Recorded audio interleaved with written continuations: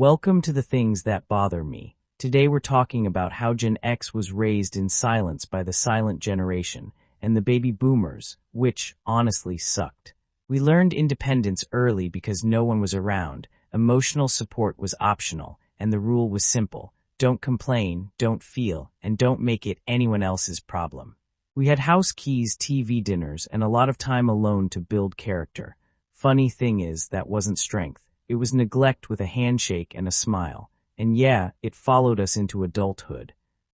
How boomer and silent generation parenting shaped Gen X trauma. Unvarnished truth. Generation X did not grow up in a vacuum. They were raised by adults shaped by war, scarcity, rigid social hierarchies, and emotional suppression. Silent generation parents survived the Great Depression and World War II. Early baby boomers were raised by those survivors and came of age amid cultural upheaval, but when it came time to parent, most defaulted to what they knew.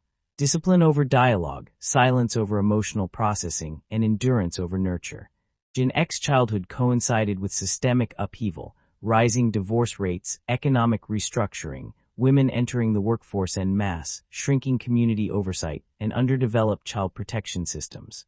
The adults in charge were often overwhelmed, emotionally ill-equipped, or simply absent. Institutions filled the gaps poorly. Schools punished difference. Families concealed dysfunction. Children adapted. What emerged was a generation that learned early that safety was conditional, emotions were liabilities, and help was unreliable.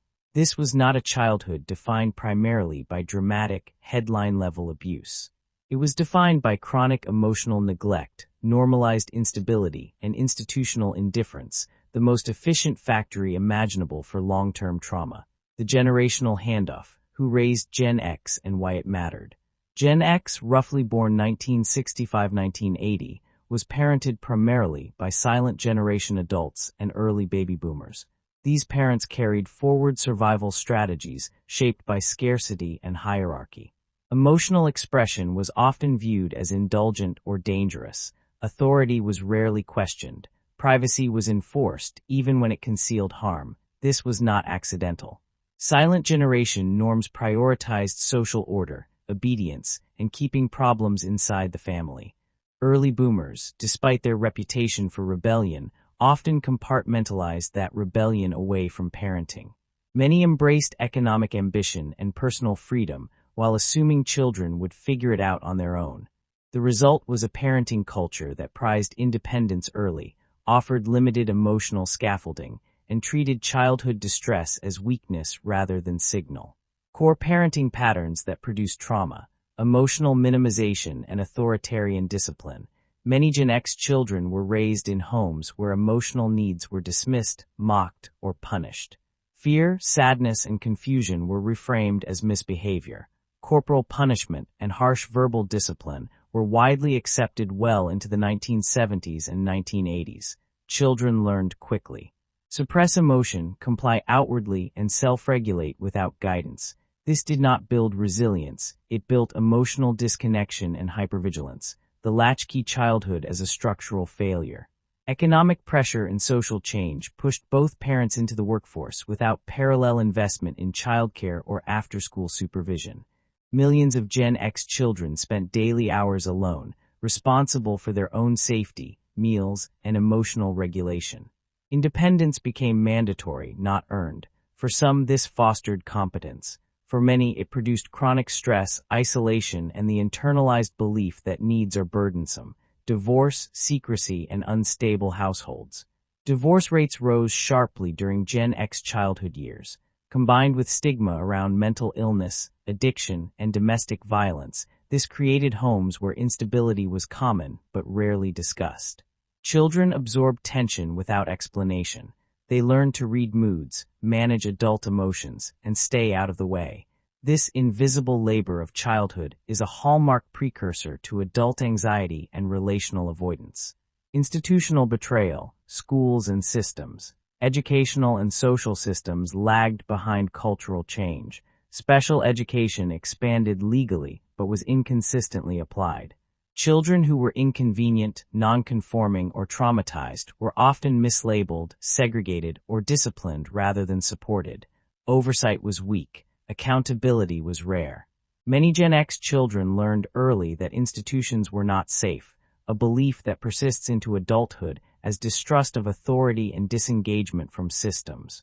Trauma mechanisms, how these conditions rewired development.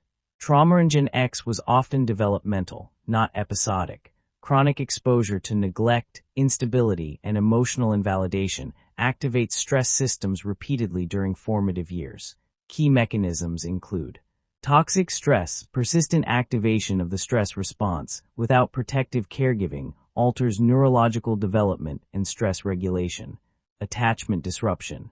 Inconsistent or emotionally unavailable caregivers create insecure attachment patterns that persist into adult relationships. Adaptive suppression. Emotional shutdown and self-reliance function as survival tools in childhood but become liabilities in adulthood. These mechanisms are well documented in large-scale public health and clinical research, linking childhood adversity to lifelong outcomes. Adult Gen X outcomes: predictable, measurable, and misunderstood. Emotional self-containment and relational distance. Gen X adults are often described as independent, low-maintenance, or tough.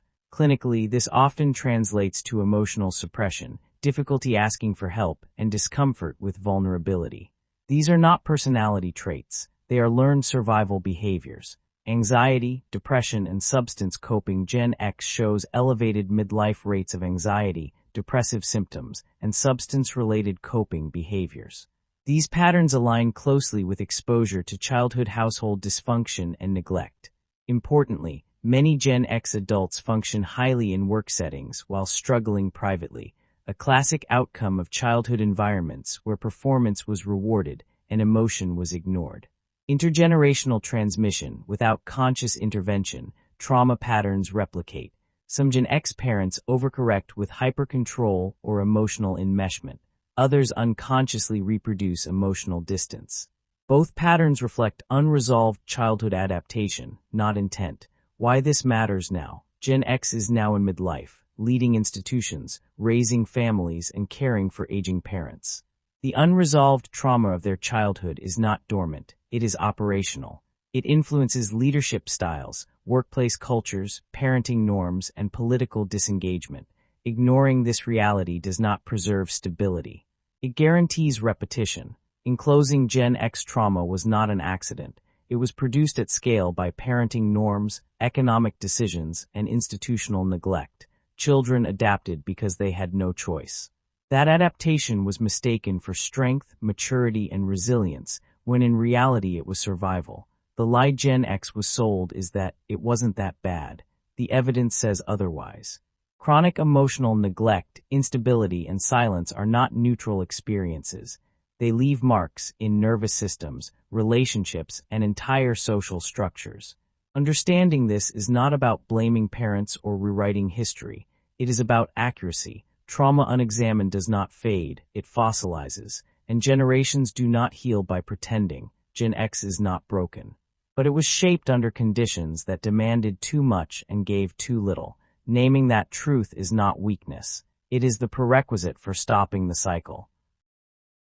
If this discussion resonated with you, it's because these experiences are rarely examined with honesty or depth.